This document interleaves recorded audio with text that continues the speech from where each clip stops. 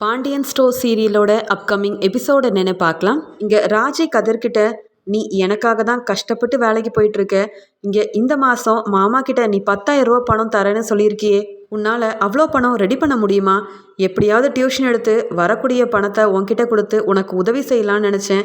ஆனால் இந்த தங்கமயில் அக்கா மாமா கிட்ட நல்ல பேர் வாங்கணும்னு நான் டியூஷன் எடுக்க போகிற விஷயத்த மாமா கிட்ட போட்டு கொடுத்து என்னை டியூஷனே எடுக்க விடாமல் பண்ணிட்டாங்க. அதனால தான் உனக்கும் என்னால் உதவி செய்ய முடியாமல் போயிடுச்சு கதிர் அப்படின்னு மனசு வேதனைப்பட்டு சொல்லிட்டு இருக்காங்க ராஜி. அதுக்கு கதிர், இன்னைக்கு அந்த பணத்தை கொடுக்கணும், உனக்கு தெரியுமா தெரியாதா? நான் பணத்துக்குண்டான எல்லா ஏற்பாடையும் பண்ணிட்டேன்.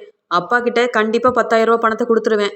என்னை பற்றி கவலைப்படுறதெல்லாம் விட்டுட்டு காலேஜில் போய் நல்லா படித்து முடித்த கையோட ஒரு பெரிய வேலையும் உனக்கு கிடைச்சா உனக்காக சந்தோஷப்படுற முதல் ஆளாக நான் தான் இருப்பேன் ராஜி அப்படின்னு சொல்கிறாரு. அதுக்கு ராஜி, எனக்கு மட்டும்தான் காலேஜ் படிப்பெல்லாம் முடியுதா? நான் மட்டும்தான் வேலை பார்க்கணுமா என்ன? நீயும் படித்து முடித்த கையோட ஒரு நல்ல வேலையை தேடிக்கோ. இப்படி பார்ட் டைம் வேலைக்கெலாம் போகாமல் உனக்கும் கை நிறைய சம்பாதிக்கிற மாதிரி ஒரு வேலை கிடைச்சா எனக்கும் சந்தோஷமாக இருக்கும் கதிர் அப்படின்னு 2 பேரும் மனசு விட்டு பேசிக்கிறாங்க. இங்கே சரவணன் வேலையிலேருந்து வந்த உடனே ரூம்க்கு கூட போகாமல் தன்னுடைய பேக்கில் இருந்த சம்பள பணத்தை எடுத்து இங்கே பாண்டியன் கிட்ட கொடுக்குறாரு. அப்பா, இந்த மாதத்தோட சம்பள பணம்ப்பா, மொத்தமும் இந்த கவரில் தான் இருக்குது அப்படின்னு சொல்லி கொடுக்குறாரு. இதை பார்க்கும்போது தங்கமயிலுக்கு கோவமாக வருது. எத்தனை முறை படித்து சொன்னேன், சம்பள கவரை இங்கே ரூமில் வந்து என் கையில் தான் கொடுக்கணும்னு. அதான் இப்போ கல்யாணம் ஆயிருச்சே, கல்யாணத்துக்கு முன்னாடி அப்பா கிட்ட கொடுத்ததெல்லாம் சரிதான், இப்பயும் கொண்டு போய் சம்பள பணம் மொத்தத்தையும் மாமா கிட்டலாம் கொடுக்குறாரு. என்கிட்ட இப்போ பேசவே நேரம் இருக்க மாட்டேங்குது. நான் சொன்னது மட்டும் என்ன என் வீட்டுக்காரருக்கு ஞாபகமாக இருக்க போது, இவர்கிட்ட பேசுகிறதே சுத்த வேஸ்ட்டு தான் அப்படின்னு கோவமாக அங்கே சரவணனை பார்த்துக்கிட்டே நிற்கிறாங்க மயில். இங்கே பாண்டியன் ரொம்ப சந்தோஷமாக சரவணன் கொடுத்த சம்பள பணத்தை எடுத்து பார்த்துட்டு, டே சரவணா, நீ இப்போ வேற ஒருத்தவங்க கிட்ட சம்பளம் வாங்கிட்டு இருக்க, இதே மாதிரி நீயும் ஒரு பெரிய பிஸ்னஸ் ஆரம்பிக்கணும்டா, அதுதான் என்னோட பெரிய ஆசை அப்படின்னு சொல்கிறாரு. அப்புறம் சரவணன் தன்னுடைய ரூமுக்கு போக அங்கே தங்கமயில் மூஞ்ச தூக்கி வச்சுக்கிட்டு ரொம்ப அமைதியாக எதுவுமே பேசாமல் உட்காந்துருக்க. இங்கே சரவணன், என்ன மயில், நான் வேலையிலேருந்து வந்திருக்கேன், தண்ணி கூட கொண்டு வந்து கொடுக்காம நீ பாட்டுக்கு உட்காந்துருக்க, அப்படி எதை பற்றி தான் யோசிப்பியோ தெரியலையே அப்படின்னு கேட்க, அதுக்கு மயில் ரொம்ப கோவமாக, வேற எதை பற்றிங்க யோசிக்க போகிறேன், உங்களை பற்றி தான் யோசனை பண்ணிகிட்டே உட்காந்துருக்கேன். உங்ககிட்ட நான் ஏற்கனவே என்ன சொன்னேன், நீங்கள் சம்பள பணம் வாங்கினதுக்கு அப்புறமா ரூமில் வந்து என்கிட்ட தான் கொடுக்கணும்னு சொன்னேன்ல, அது என்னங்க, வர வழியிலேயே பேக்லேருந்து இருக்கிற சம்பள பணத்தை எடுத்து உங்கள் அப்பா கிட்ட கொடுத்துட்டு தான் இங்கே ரூம்குள்ளேயே வருவீங்களா? என்னை பற்றி கொஞ்சம் கூட யோசிக்க மாட்டிங்களா? இல்லை நான் சொன்னதை பற்றி கொஞ்சம் கூட சிந்திச்சு கூட பார்க்க மாட்டிங்களா? உங்களுக்கு கல்யாணம் ஆயிடுச்சிங்க, நமக்கு 1000 செலவு இருக்குது, எல்லாத்துக்கும் உங்கள் அப்பா கிட்ட போயே நம்ம நிற்க முடியுமா? இல்லை அதுக்கு இதுக்குன்னு பணம் தேவை இருக்குன்னு போய் கேட்டால் தான் உங்கள் அப்பா உடனே பணத்தை தூக்கி கொடுக்க போகிறாரா? இப்படி மொத்த பணத்தையுமா கொடுத்துட்டு வந்து நிற்பீங்க? என்ன சொன்னாலும் உங்களுக்கு ஒன்றும் புரியவே மாட்டேங்குது, உங்களை எப்படி தான் நான் திருத்த போகிறேனோ தெரியல அப்படின்னு மயில் புலம்பிக்கிட்டே இருக்க. ஆனால் சரவணன் மயில் சொல்கிற எதையுமே காதில் வாங்காமல், மயில், எனக்கு கொஞ்சம் தலைவலிக்குது, நீ போய் காஃபி போட்டு கொண்டு வரியா அப்படின்னு கேட்குறாரு. இப்படி சரவணன் தான் பேசுகிற எதையுமே கவனிக்காமல் தனக்கு முக்கியத்துவம் தரமாட்டிக்கிறாரு அப்படின்னு நினச்ச மயில், ஆமாங்க, உங்களுக்கு காஃபி போட்டு கொடுக்கவும் கடையில் சாப்பாடெல்லாம் கொண்டு வந்து கொடுக்கவும் தான் நீங்கள் என்னை கல்யாணம் பண்ணி கூப்பிட்டு வந்திருக்கிறீங்களே தவிர்த்து என் பேச்சை நீங்கள் கேட்கவே கூடாதுன்ற முடிவில் தானே இருக்கீங்க. கொண்டு வரேங்க, நீங்கள் கேட்ட மாதிரியே காஃபியை கொண்டு வரேன் அப்படின்னு கோவமாக சொல்லிட்டு போகிறாங்க மயில். அடுத்த நாள் காலையில் பாண்டியன் கடைக்கு கிளம்பிட்டு இருக்கும்போது இங்கே ராஜியும் கதிரும் காலேஜுக்கு கிளம்பிட்டு அங்கே ரூம்லேருந்து வெளியில் வரதை பாண்டியன் பார்க்குறாரு. இங்கே உடனே பாண்டியன் கோமதி கிட்ட, ஆமாம் கோமதி, உன் பையன் கதிர் இந்த மாதம் என்கிட்ட 10,000 ரூபா பணம் தரேன்னு வீரவசனம் பேசினானே, இவ்வளோ நாள் ஆகுது, சரவணன் கூட அவனோட சம்பள பணம் மொத்தத்தையும் என்கிட்ட கொண்டு வந்து கொடுத்துட்டான். ஆனால் உன் பையன் கதிர் இப்போ வரைக்கும் வீட்டு செலவுக்குன்னு பணம் எதுவும் கொடுக்கவே இல்லையே, வெறும் பேச்சு மட்டும்தானா? எல்லாரும் முன்னாடியும் என்னை அவமானப்படுத்துறதுக்காக அப்படிலாம் பேசிட்டு என்ன உன் பையன் கதிர் நாடகம் ஆடிட்டு இருக்கானா அப்படின்னு கோவமாக கேட்க, கதிர் ரொம்ப சந்தோஷமா கோமதி கிட்ட, அம்மா, நான் கொடுக்குறேன்னு சொன்னேன் 10,000 ரூபா பணம் என்கிட்ட தாம்மா இருக்குது, இந்தாங்க அப்படின்னு கோமதி கிட்ட நீட்டுறாரு கதிர். அங்கே வீட்டில் உள்ள எல்லாருமே சுற்றி நிற்கிறாங்க. அப்போ கோமதி கதிரை பார்த்து, டே கதிர், போன மாதம் நீ வெறும் 6,000 ரூபா பணம் தானே கொடுத்த, இப்போ ஏதுடா 10,000 ரூபா பணம்? பார்ட் டைம் வேலைக்கு போய் இப்படி கஷ்டப்பட்டு சம்பாதிச்சே ஆகணுமாடா? அப்பா சொல் பேச்சை கேட்டு கடையில் வந்து வேலை பார்க்கலாமே, இல்லை கடைக்கு வர பிடிக்கலனாலும் நீ காலேஜில் போய் படித்தா மட்டும் போதும்டா, உன்கிட்ட எப்படிடா அந்த 10,000 ரூபா பணம் வந்துச்சு அப்படின்னு கோமதி மறுபடியும் கேட்க, இங்கே எதுவுமே பதில் சொல்லாமல் கதிர் நிற்க, உடனே இடையில வந்த மயில் கோமதி கிட்ட சிரிச்சுக்கிட்டே, அத்தை உங்களுக்கு தான் தெரியும்ல, பார்ட் டைம் வேலைக்கு போனால் கம்மி சம்பளம் தான் கிடைக்கும்னு. அதான் கதிர் தம்பி மாமா கிட்ட இங்கே வீரமாக பேசிட்டு வேற போனாரா, எப்படியாவது இந்த மாதம் 10,000 ரூபா கொடுத்தே ஆகணும்னு யார்கிட்டயாவது கடனை உடனே வாங்கிட்டு வந்து கொடுத்துருப்பாரு. வேற எப்படி இந்த 10,000 ரூபா பணம் வந்திருக்கும்? உங்களுக்கே தெரியும், போன மாதம் வெறும் 6,000 ரூபா பணத்தை தான் கொடுத்தாரு.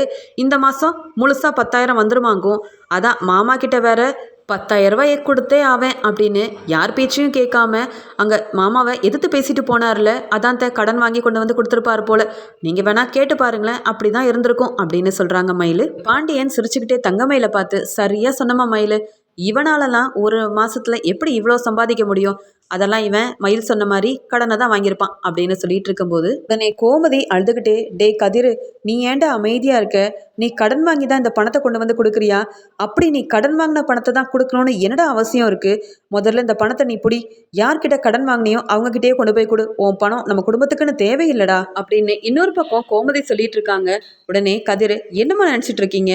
நான் பார்ட் டைம் வேலை பார்க்குறேன். ஒரு நாள் கூட லீவ் எடுக்காமல் சாயந்தரம் 6 மணிலேருந்து நைட்டு 11:30 மணி வரைக்கும் நான் வேலை பார்த்துட்டு வரேன். எனக்குன்னு சம்பளம் கொடுக்க மாட்டாங்களா? நான் எதுக்கு கடன் வாங்கணும்? நான் சொன்னதை செய்யணுன்றதுக்காக தான் கண் முழிச்சு வேலை பார்த்துட்ருக்கேன். நான் யார்கிட்டையும் கடன் வாங்க வேண்டிய அவசியம் இல்லை. எனக்கு கொடுத்த சம்பள பணத்துலேருந்து தான் இங்கே அப்பாவுக்கு தர வேண்டிய 10,000 ரூபா பணத்தை கொடுத்தேனே தவிர்த்து அண்ணி சொன்ன மாதிரி நான் யார்கிட்டையும் கடன் வாங்கவே இல்லை அப்படின்னு மூஞ்சிக்கு நேராக சொல்கிறாரு. உடனே இங்கே ராஜி கோவமாக மயிலை பார்த்து, மயிலக்கா போதுமா, என் வீட்டுக்காரர் இப்போ என்ன நடந்துச்சு, எப்படி பணத்தை கொண்டு வந்து கொடுத்தாருன்னு சொன்னதெல்லாம் உங்களுக்கு நல்லா புரியுதா? தேவையில்லாமல் ஏன்க்கா பிரச்சனையை உண்டு பண்ணிட்டு இருக்கீங்க? இந்த 10,000 ரூபா பணத்தை கொடுக்கணும்னு நைட்டெல்லாம் கண் முழிச்சு கஷ்டப்பட்டு வேலை செஞ்சுட்டு வராரு கதிர். ஆனால் அதை புரிஞ்சுக்காம கடன் வாங்கிட்டு வந்து தான் இந்த பணத்தை கொடுத்தாருன்னு ஏன்க்கா இப்படி வாய் கூசாம பேசுறீங்க? அத்தை என்னவோ கதிர்கிட்ட பேசிட்டு இருக்கும்போது இடையில வந்து நீங்க எதுக்கு பதில் சொல்லிட்டு இருக்கீங்க? உங்களை யாராவது கேள்வி கேட்டாங்களா? கேள்வி கேட்டா மட்டும் பதில் சொல்லுங்க, இல்லைன்னா ஓரமா ஒதுங்கி நில்லுங்க மயிலக்கா அப்படின்னு கத்துறாங்க ராஜி. உடனே கோமதி, டே கதிர், இது நீ சம்பாதிச்ச பணம் தானாடா? பார்த்தீங்களாங்க, மயில் சொன்ன மாதிரி எதுவுமே நடக்கல. என் பையன் கஷ்டப்பட்டு சம்பாதிச்ச 10,000 ரூபா பணத்தை தான் உங்ககிட்ட கொண்டு வந்து கொடுத்துருக்கான். என்னவோ மயில் சொன்ன உடனே அப்படி சிரிக்கிறீங்க. என் பையனும் படித்து முடிச்சதுக்கு அப்புறமா நல்ல வேலையை சேர்ந்து கை நிறைய சம்பாதிக்க தான் போகிறான். அப்போ நீங்கள்லாம் என்ன பேசுகிறீங்கன்னு நானும் பார்க்க தானே போகிறேன் அப்படின்னு கோவமாக சொல்லிட்டு இருக்கும்போது இங்கே கதிர் கோமதி கிட்ட, அம்மா நான் என்னுடைய படிப்பு முடிகிற வரைக்கும் தாம்மா நான் இந்த பார்ட் டைம் வேலை பார்ப்பேன். அதுக்கப்புறமா ஒரு புதுசாக பெரிய பிஸ்னஸ் ஒன்று ஆரம்பிக்கலான்னு பிளான் பண்ணிட்டு இருக்கமா அப்படின்னு சொல்கிறாரு. இப்படி கதிர் சொன்னதை கேட்டு கோமதி ரொம்பவே சந்தோஷப்படுறாங்க. அது மட்டும் இல்லாமல், டே கதிர், உன் நல்ல மனசுக்கு நீ நினைக்கிறது எல்லாமே நல்லபடியாக அமையும்டா. நீ பிஸ்னஸ் ஆரம்பிச்சு கை நிறைய சம்பாதிக்கணும். அதெல்லாம் பார்த்து இவங்க பொறாமப்படுற அளவுக்கு நீ வளர்ந்து காமிக்கணும்டா அப்படின்னு சொல்றாங்க. இது எல்லாத்தையுமே கேட்டுட்டு இருந்த மயில் கதிரை அவமானப்படுத்துற மாதிரி சிரிச்சுக்கிட்டே, அத்தை என்ன பேசிட்டு இருக்கீங்க? இன்னும் கதிர் தம்பி அவரோட படிப்பையே முடிக்கல. அப்படியே படிச்சு முடிச்சு பெருசா பிஸ்னஸ் ஆரம்பிக்கணும்னாலும் கதிர் தம்பி கிட்ட பணம்னு இருக்கணும்ல. மாமா கிட்ட மாமா சொன்னபடி கேட்டு நடந்தா கூட கதிர் தம்பிக்கு பிஸ்னஸ் ஆரம்பிக்கிறதுக்கு மாமாவே பணத்தெல்லாம் கொடுத்து உதவி செய்வாரு. ஆனா கதிர் தம்பி என்னவோ மாமாவோட சொல் பேச்சையும் கேட்க மாட்டாரு. மாமாவை எதிர்த்து எதிர்த்து பேசிட்டு நான் செய்கிறது தான் சரி அப்படின்னு நடக்கக்கூடிய ஒரு ஆள். இப்போ பார்க்குற பார்ட் டைம் வேலையிலேருந்து கிடைக்கக்கூடிய பணத்தில் வீட்டுக்கு கொடுக்கவே சரியாக போயிடும். அப்புறம் எப்படித்த புது பிஸ்னஸ் எல்லாம் ஆரம்பிக்க முடியும்? புது பிஸ்னஸ் ஆரம்பிக்கிறதுக்கு லட்சக்கணக்கில் பணம் தேவைப்படுமே. அதான் கதிர் தம்பி கிட்ட அவ்வளோ பணம் கிடையவே கிடையாதே அப்படின்னு சொல்லி ரொம்ப சிரிக்கிறாங்க. கதிர் தம்பி, நீங்கள் சொன்னதெல்லாமே நடக்கும். அது உங்கள் கனவுல மட்டும்தான் நடக்கும். நிஜத்துல நடக்க வாய்ப்பே இல்லை. மாமா கிட்ட 10,000 ரூபா கொடுக்கறதுக்கே நீங்கள் கண் முழிச்சு சம்பாதிச்சுட்டு இருக்கீங்க. அது மட்டும் இல்லை, ராஜியோட படிப்பையும் பார்க்கணுன்னு அங்கே இங்கேன்னு பார்ட் டைம் வேலைக்கு போயிட்டு இருக்கீங்க. இதில் நீங்கள்லாம் பிஸ்னஸ் ஆரம்பித்து பெரிய லெவலுக்கு போக போகிறேன்னு இப்படி மாமா முன்னாடியே கொஞ்சம் கூட கூச்சம் இல்லாமல் கதை விட்டுட்டு இருக்கீங்க. இதெல்லாம் நம்புற மாதிரியா தம்பி இருக்குது அப்படின்னு சொல்லி ரொம்ப சிரிச்சுக்கிட்டே இருக்காங்க. இதை பார்த்த பாண்டியன் சிரிச்சுக்கிட்டே, ஏன்பா மயில், நீ சொல்கிறது தான்ப்பா சரி. கதிர் எப்படிப்பட்டவனே கரெக்டாக புரிஞ்சு வச்சுருக்க. என் கோமதி, உன் பையன் கதிர்கிட்ட சொல்லி முதல்ல காலேஜுக்கு கிளம்ப சொல்லு. இப்படி பிஸ்னஸ் ஆரம்பிக்க போகிறேன் அது இதுன்னு தேவையில்லாமல் பேசி என் நேரத்தை வீணடிக்க வேண்டான்னு சொல்லு அப்படின்னு சொல்லிட்டு இங்கே கடைக்கு கிளம்புறாரு. இதை பார்க்கும்போது கோமதி, இந்த மயில் என்னவோ உண்மையை சொன்ன மாதிரி மயில் சொன்னது தான் சரி சரின்னு தலையாட்டிக்கிட்டு கதிரை அவமானப்படுத்திட்டுல போகிறாரு என் வீட்டுக்காரர் அப்படின்னு கோமதி ரொம்ப கோவப்படுறாங்க. இங்கே சரவணன் மெதுவாக தங்கமயில் கிட்ட, என்ன மயில், என் தம்பி கண்டிப்பாக பிஸ்னஸ் செஞ்சு நல்ல பெரிய ஆளாக வரதான் போகிறான். உனக்கு நம்பிக்கை இல்லைன்னா வாயை மூடிட்டு அமைதியாக நிற்க வேண்டியதானே? அது என்ன நீ அப்பா முன்னாடியே என் தம்பி கதிரை இப்படியெல்லாம் பேசிகிட்டு இருக்க அப்படின்னு திட்டுறாரு. இன்னொரு பக்கம் ராஜியோட கண்ணிலேருந்து கண்ணீராக வருது. என்னதான் 10,000 ரூபா பணத்தை மாமா கேட்டபடி கொடுத்தாலும் மயிலக்கா இடையில வந்து பேசி இப்படி எல்லாரும் முன்னாடி கதிரை மாமா அவமானப்படுத்திட்டு போறாரு அப்படின்னு சொல்லி அழுக ஆரம்பிக்கிறாங்க. இங்க மீனா ராஜி கிட்ட, அழாத ராஜி, கதிர் சொன்ன மாதிரியே எல்லாம் நல்லதாவே நடக்கும், அதான் மயிலை பத்தி நம்மளுக்கு தெரியும்ல, வா போகலாம் அப்படின்னு பேசிட்டு இருக்கும்போது இங்க தங்கமயில் சும்மா இருக்காம ராஜி கிட்ட, ஏ ராஜி, நான் சொன்னதுல ஏதாவது தப்பு இருக்கா, நீ நான் சொன்னதை நினைச்சுதான் அழுதுட்டு இருக்கியா அப்படின்னு கேக்குறாங்க. ஏற்கனவே மயிலு மேல செம்ம கடுப்புல இருந்த ராஜி, ஏன் மயிலக்கா, உங்களுக்கெல்லாம் அறிவு இருக்கா இல்லையா, மாமாவும் கதிரும் பேசிட்டு இருக்கும்போது இடையில வந்து பேச நீங்க யாரு, ஏன் புருஷன் கதிரை எல்லாரும் முன்னாடியும் அவமானப்படுத்துற மாதிரி பேசுறீங்களே, நிஜமாவே நீங்க படிச்சவங்க தானா, அவங்க 2 பேரோட பிரச்சனை கிடையில நீங்க வராதீங்கன்னு பல முறை உங்ககிட்ட படிச்சு சொன்னேன், உங்களுக்கு மண்டையில ஏறவே ஏறாதா, எத்தனை முறை தாங்க்கா உங்களை திட்டுறது. கதிர் பாட்டுக்கு 10,000 ரூபா பணத்தை கொடுத்துட்டு காலேஜுக்கு கிளம்பியிருப்பாரு, இடையில நீங்க வந்து பேச போய் தான் பிரச்சனை பெருசாகி இப்ப மாமா இப்படியெல்லாம் பேசிட்டு போறாரு, என்னவோ கதிர் மேல நம்பிக்கை இல்லாத மாதிரியும் கதிர் படிச்சு நல்லபடியா வேலைக்கு போக மாட்டாருன்ற மாதிரில பேசிட்டு போறாரு.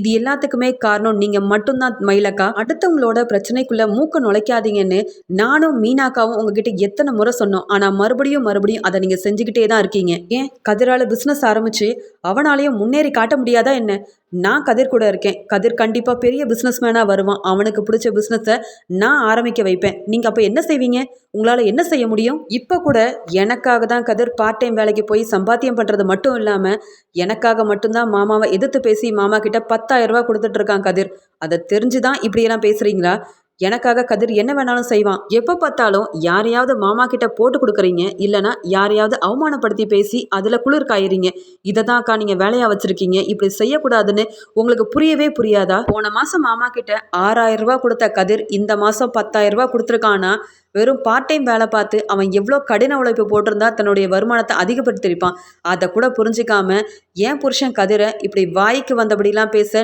நீங்க யாரு. இனி கதிரை மாமா முன்னாடி பேசி அவமானப்படுத்தி கதிரோட மனசை காயப்படுத்தணும்னு நினைச்சீங்கன்னா அதெல்லாம் பார்த்துட்டு சும்மா இருக்க மாட்டேங்க்கா, நான் உங்க வயசை விட சின்னவளா போயிட்டேன், அதனாலதான் நீங்க இவ்வளோ நேரம் மாமா முன்னாடி பேசிட்டு இருக்கும்போது ரொம்ப பொறுமையா அமைதியா இருந்தேன், இதே நான் உங்களை விட பெரியவளா இருந்தா நீங்க பேசின பேச்சுக்கு பார்த்துட்டு சும்மா இருந்திருக்க மாட்டேன், பல்லார்னு ஒன்று வச்சிருப்பேன்க்கா. இனி கதிரை எல்லாரும் முன்னாடியும் அவமானப்படுத்தணும்னு நினச்சி தேவையில்லாமல் ஏதாவது பேசுனீங்க, அப்புறம் நீங்கள் என் அக்கான்னு கூட பார்க்க மாட்டேன், சொன்னதை செஞ்சிருவேன், புரியுதா மயிலக்கா. இங்கே ராஜி தனக்கு இருந்த எல்லா கோவத்தையும் தங்கமயில் கிட்ட காட்டிகிட்டு இருக்கும்போது இங்கே உடனே தங்கமயில் அழ ஆரம்பிக்கிறாங்க. இதை பார்த்த கோமதி, ஏ மயிலு, எதுக்கு இப்போ கண் கலங்கி அழுகிற மாதிரி நடிக்கிற, நீ தானே அந்த பேச்சு பேசுன, ராஜி பேசுனதுல எந்த தப்பும் இல்லை, எனக்கே உன் மேலே அவ்வளோ கோவம் வந்தது, ஏற்கனவே என் வீட்டுக்காரர் தேவையில்லாமல் என் புள்ள கதிரை எல்லாரும் முன்னாடி அவமானப்படுத்தி திட்டிக்கிட்டே இருக்காரு, அதையே என்னால் தாங்கவே முடியல, இதில் நீ வேற என் வீட்டுக்காரரை ஏற்றி விட்டுக்கிட்டே இருக்க, உன்னால் சும்மா இருக்கவே முடியாதா, அதான் கதிர் 10,000 ரூபா பணத்தை கொண்டு வந்து கொடுத்துட்டு இது என்னோட உழைப்பில் வந்த பணம்னு எல்லாரும் முன்னாடி சொல்லிட்டான்ல, அப்புறம் அவன் பிஸ்னஸ் செஞ்சா என்ன செய்யலைன்னா உனக்கு என்ன, அவனால் செய்ய முடியாது, பிஸ்னஸ் ஆரம்பிக்க முடியாதுன்னு உன்னை யார் இப்படியெல்லாம் பேச சொன்னது, நீ பேசின பேச்சுக்கு ராஜுக்கு கோபம் வராம நீ பேசின பேச்செல்லாம் நினைச்சு அவளால சந்தோஷமா பட முடியும். முதல்ல தேவையில்லாம வீட்டுல பிரச்சனையை இழுத்து விடாம இந்த வீட்டோட மருமகளா எங்க எப்படி பேசணும், யார்கிட்ட எப்படி நடந்துக்கணும்னு புரிஞ்சு நடந்துக்க மயிலு, இல்லைன்னா எல்லாரும் இப்படி ஒன்னா உட்காந்து பேசும்போது நீ நடுவில் வந்து தலையிடாத, அப்படி உன்னால இருக்க முடியலன்னா உன் ரூம்ல அமைதியா தனியாவே இருந்துரு, இப்படி வந்து பிரச்சனையை இழுத்து விட்டு பார்க்காத, எனக்கே உன் மேல அவ்வளோ கோவம் வருது அப்படின்னு கோமதி இன்னொரு பக்கம் கத்துறாங்க. இதை பார்க்கும்போது மயிலுக்கு, அப்படி நான் என்ன பெருசா தப்பு பண்ணிட்டேன், எல்லாரும் என்ன திட்டுறாங்க, கதிர் தம்பியை பத்தி பேசினாலே இன்னொரு பக்கம் அத்தையும் ஒரு பக்கம் ராஜியும் என்னை ரொம்ப திட்ட ஆரம்பிக்கிறாங்க, வர வர இந்த ராஜிக்கு ரொம்ப வாய் கூடிக்கிட்டே போகுது, நான் இந்த வீட்டோட மூத்த மருமக, ராஜியோட வயசு பெரியவன்னு கூட பார்க்காம என்ன இந்த ராஜி எப்படியெல்லாம் அத்தை முன்னாடி இப்படி பேசிட்டா, போனா போது நம்மளை விட சின்ன பொண்ணு ராஜின்னு நான் விட்டுக்கிட்டே போறதுனால தான் ராஜி ரொம்ப என்னை திட்ட ஆரம்பிச்சிட்டா, எப்படியாவது ராஜியை இந்த வீட்டை விட்டு வெளியில அனுப்பியே ஆகணும். கதிரும் ராஜியும் மீனாவும் சரவணனும் இவங்க சந்தோஷமா இருக்கணும்னு அத்தை எப்பயுமே நினைக்கிறாங்க, ஆனா நான் எப்படி இருக்கிறேன், நான் என்னெல்லாம் ஆசைப்படுறேன்னு அத்தை என்னை பத்தி யோசிக்கிறதும் இல்லை, அதே மாதிரி தான் என் வீட்டுக்காரரும் நான் என்ன சொல்ல வரேன்னு கூட கேட்க மாட்டேங்கிறாரு, வர வர இந்த வீட்டில் எனக்கு மதிப்பும் மரியாதையும் குறைஞ்சிக்கிட்டே போகுது, எனக்கு இந்த வீட்டில் இருக்க சுத்தமாக பிடிக்கவே இல்லை, இங்கே பாண்டியன் மாமாவை தவிர எல்லாரும் என்னை திட்டிக்கிட்டே இருக்காங்க, ஏன் தான் கல்யாணம் முடிச்சு இந்த வீட்டுக்கு வந்தனோன்னு தோணுது, கல்யாணம் முடிக்காம அப்பா அம்மா கூட இருந்திருந்தா கூட நான் நிம்மதியாக சந்தோஷமா இருந்திருப்பேன், இந்த வீட்டில் வாயை திறந்தாலே தப்புன்னு 3 பேரும் சுற்றி நின்று என்னை திட்டிக்கிட்டே இருக்காங்க அப்படின்னு ரொம்ப தேம்பி அழுகுறாங்க மயிலு.